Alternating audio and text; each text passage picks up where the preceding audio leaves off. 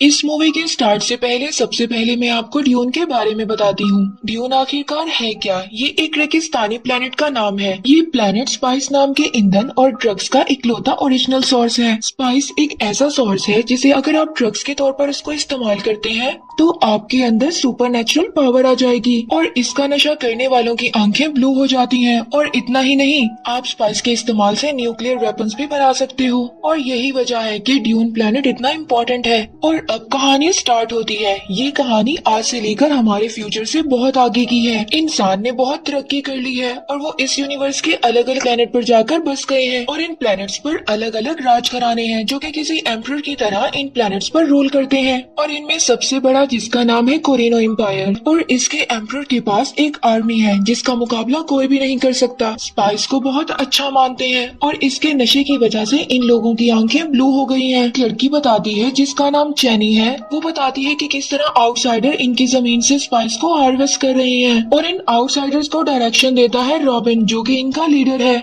लेकिन फिर अचानक एम्परर के ऑर्डर पर वो लोग इनके प्लेनेट को छोड़ देते हैं। किसी को भी समझ नहीं आता कि ऐसा डिसीजन क्यों लिया गया। और अब मूवी शिफ्ट होती है कैलिडन नाम के एक प्लेनेट पर और अब हम यहाँ पर मिलते हैं एक लड़के पोल और उसकी माँ जेसिका से जो कि एक विच है और इसके पास बहुत सारी पावर्स हैं जिनका वो इस्तेमाल करना पोल को सिखा रही है। और अब पोल अपनी माँ को बताता है कि उसे एक जैसी ड्रीम्स बार बार आ रहे हैं जिसमें वो एक नीली आंखों वाली लड़की को देखता है जो कि हकीकत में चैनी है। और एक दिन दूसरे प्लेनेट का किंग इनके प्लेनेट पर आता है और अब वो वहाँ के किंग को बताता है जो कि कोई और नहीं पोल के फादर हैं कि कैसे उसे एम्परर के ऑर्डर पर अराकिस से स्पाइस को माइन करना है। एम्परर के ऑर्डर को एक्सेप्ट कर लेता है। इसके बाद पोल अपने फादर के एक वॉरियर से मिलता है और अब पोल उसको बताता है कि उसने अपने ड्रीम में उसको मरते हुए देखा है और उसे सेफ्टी के लिए कहता है, लेकिन वो उसकी बात को काफी लाइटली लेता है। और अब पोल अपने फादर से मिलता है, अपने फादर से कहता है कि वो फ्रीमैन से दोस्ती करना चाहता है। फ्रीमैन वहाँ पर रहने वाले लोग हैं और चैनी भी यहीं से बिलोंग करती है। इसके बाद पोल वॉर एडवाइजर से लड़ने की ट्रेनिंग लेता है और यहाँ पर हम देखते हैं कि एक दूसरे को चोट न लगे इसीलिए वो एक एनर्जी शील्ड का इस्तेमाल करते हैं। और अब रॉबिन बहुत ज्यादा परेशान है क्योंकि अराकिस किसी और किंग को मिल गया है, यानी कि पोल के फादर को।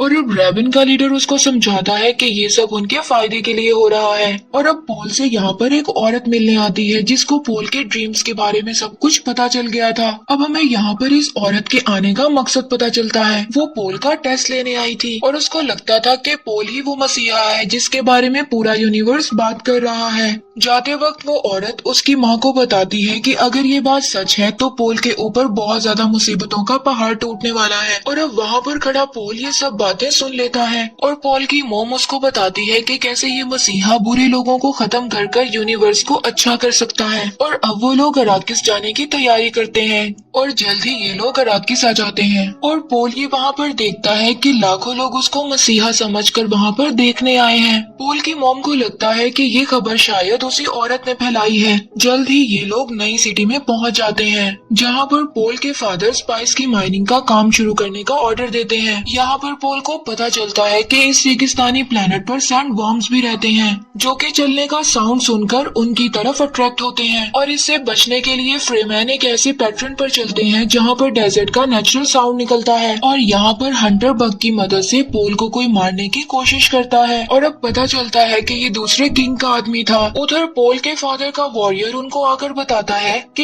यहाँ पर उनकी 100 से भी ज्यादा फ्रीमैन रहते हैं और कहता है कि इन्हीं में से इनके एक लीडर को वो अपने साथ लाया है। और अब पोल के फादर उससे दोस्ती करने की कोशिश करते हैं और उनसे कहते हैं कि अब तुम्हें कोई भी नुकसान नहीं पहुंचाएगा। और वो लीडर उनसे कहता है कि वो जल्दी अपना काम खत्म करें और यहाँ से चले जाएं। इसके बाद पोल के फादर माइनिंग की तैयारी देखने के लिए जाते हैं, लेकिन उसको पता चलता है कि जो लोग पहले माइनिंग कर रहे थे वो मशीनों को बहुत ही बुरी हालत में छोड़कर गए हैं। और फिर वो फौरन ही एक लड़की को बुलाते हैं जो कि खुद भी एक फ्रीमैन है। अब वो इन सबको एक सूट देती है और बताती है कि इस सूट में एक फिल्ट्रेशन सिस्टम है जो हमारे जिस्म के गंदे पानी को भी पीने की काबिल बना देता है ताकि रेगिस्तान में लोग मुसीबत पड़ने पर अपनी जान बचा सकें। और यहाँ रेगिस्तान में पीने के पानी की बहुत तंगी है और यहाँ के लोग पानी की एक बूंद को भी जाया नहीं करते। अब ये लोग प्लेन की मदद से उस फील्ड में जाते हैं जहाँ पर एक मशीन स्पाइस की माइनिंग कर रही है। और जब ये लोग निगरानी कर रहे थे तो अचानक इनकी नजर एक वॉर्म पर पड़ती है जो कि इनकी मशीन की तरफ आ रहा था।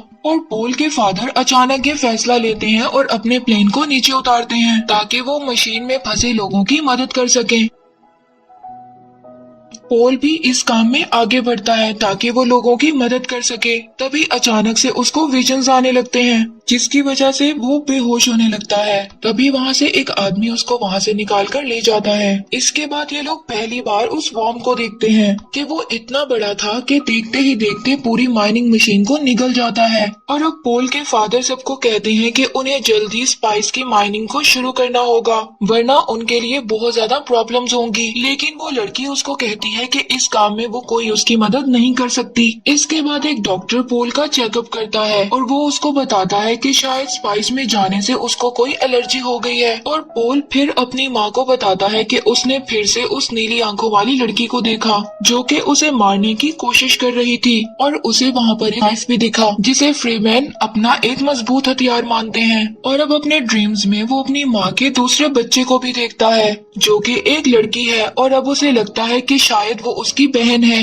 और अब नेक्स्ट सीन में बैरन अपनी आर्मी को लेकर अराकिस पर हमला करने के लिए आगे बढ़ता है। इधर वो डॉक्टर पोल और उसके फादर को कुछ दवाइयाँ देता है ताकि उनको अच्छे से नींद आ सके। और जब पोल के फादर की आंख खुलती है तो वो देखता है कि एक मेड उसके पास इंजर्ड है। इससे पहले वो कोई एक्शन लेता उसकी शील्ड को तोड़कर एक नीडल उसको आकर लग जाती है। और यहाँ उसको समझ में आता है कि ये सारा काम उस डॉक्टर का है और ये बैरन के साथ हो गया है। और अब वो डॉक्टर पोल के फादर की रिंग उतार लेता है और उसको पोल तक पहुंचाने का वादा करता है। और अब उसको वो एक नकली दांत लगाते हुए कहता है कि इस दांत में जहर भरा हुआ है। वो जब भी बैरन से मिले तो इस दांत को पीसकर इसकी हवा से वो बैरन को मार सकता है। इधर पोल के आदमियों को बैरन के हमले का पता चल जाता है और वो पूरी ताकत से इनसे लड़ने के लिए आगे बढ़ते हैं। लेकिन वो आर्मी के आगे कमजोर पड़ जाते हैं। पोल को बचाने के लिए उसका सिपाही आगे बढ़ता है लेकिन वो देखता है पोल अपनी जगह पर नहीं है। और पोल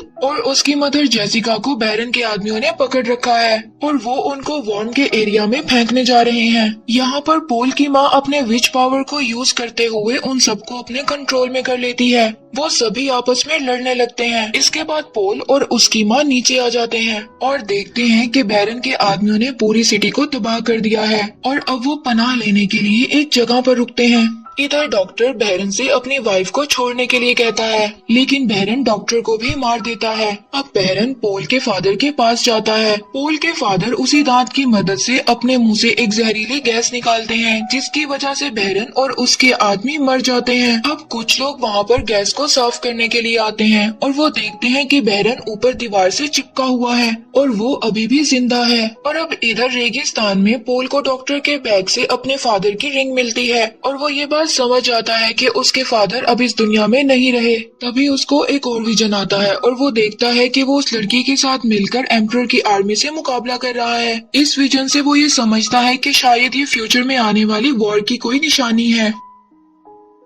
अब वो उस जगह से बाहर निकलते हैं जहाँ पर उन्होंने रात को पनाह ली थी और उनका वही सिपाही उनको ढूंढता हुआ वहाँ पर आ जाता है। वो उनको बताता है कि डॉक्टर के बैग में एक ट्रैकिंग डिवाइस था जिसकी मदद से मैंने तुम लोगों को ढूंढ लिया और बताता है कि वो लड़की भी अब मदद करने के लिए तैयार हो गई है। इसके बाद वो उस लड़की के लैब आते हैं जो कि उन्हें बताती है कि ये एक टेस्टिंग लैब है। यहाँ पर पोल उसको कहता है कि वो अपने फादर की बात को मानेगा और फ्रीमैन के साथ दोस्ती कर उन्हें अपने साथ मिलाएगा जिससे कि वो साथ मिलकर एम्परर के खिलाफ लड़ सकें। और यहाँ पर एम्परर की आर्मी ने उन लोगों को ढूंढ लिया था। वो सिपाही भी मारा गया था और अब पोल को जो ड्रीम्स आते थे उसका एक ड्रीम पूरा हो जाता है। अब पोल और उसकी माँ उस लड़की के साथ मिलकर एक सुरंग की तरफ जाते हैं जहाँ पर वो लड़की बैरन के आदमियों का मुकाबला करने के लिए चली जाती है। और अब वो एक डिवाइस को जमीन में लगाती है जिसे वो वॉर्म्स को अट्रैक्ट कर सके। और तभी बैरन के आदमी वहाँ पर आ जाते हैं। इससे पहले वो कुछ कर पाते वॉर्म्स वहाँ पर आ जाता है और वो उस लड़की के साथ साथ उनको भी निगल जाता है कि माँ हेलीकॉप्टर की मदद से आगे बढ़ रहे होते हैं। तभी कुछ लोग उनका पीछा करते हैं। वो उनसे बचने के लिए एक सैंडस्टॉर्म में दाखिल हो जाते हैं जिससे उनका हेलीकॉप्टर क्रैश हो जाता है। और अब नेक्स्ट सीन में हम बैरन को देखते हैं। रेवन उसको बताता है कि पोल और उसकी माँ सैंडस्टॉर्म में मारे गए। बैरन अब सभी फ्रीमैन को भी मारने का ऑर्डर देता है और अब आगे पॉल और उसकी माँ हेलीकॉप्टर से मिले स्टील सूट को पहन लेते हैं और अपने उसी सिपाही के कंपास की मदद से कबीले को ढूंढ लेते हैं और तभी वॉर्म तेजी से उनकी तरफ आगे बढ़ने लगता है। इससे पहले वो उनको निगलता वो अचानक रुक जाता है क्योंकि उसे उसी डिवाइस का साउंड सुनाई दे रहा था।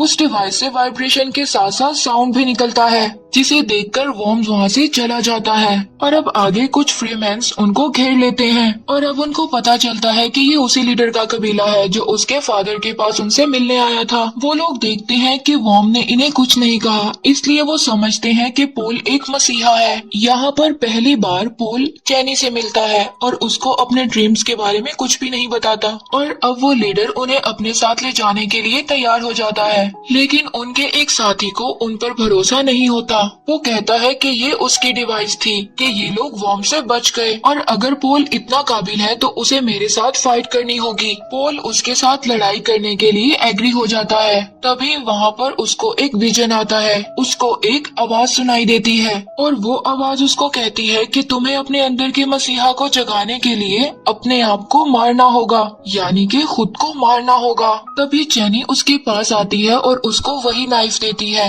वैसे ही जैसा उसने अपने ड्रीम में देखा था। चैनी उसको कहती है कि वो उसको कोई भी मसीहा नहीं मानती, वो ये नाइफ उसको इसलिए दे रही है कि वो एक वॉरियर की मौत मर सके। यहाँ पर ये लोग फाइट करने लगते हैं और पोल उसको काबू कर पीछे हटने को कहता है, लेकिन वो लीडर पोल को कहता है कि ये लड़ाई तुम दोनों के किसी एक के मरने पर ही खत्म होगी। वहाँ पर पोल की माँ उसको बताती है कि पोल कोई कातिल नहीं है, उसने आज तक कभी किसी को नहीं मारा। पोल समझ जाता है कि वो आवाज उसे अपने आप को बदलने के लिए कह रही थी।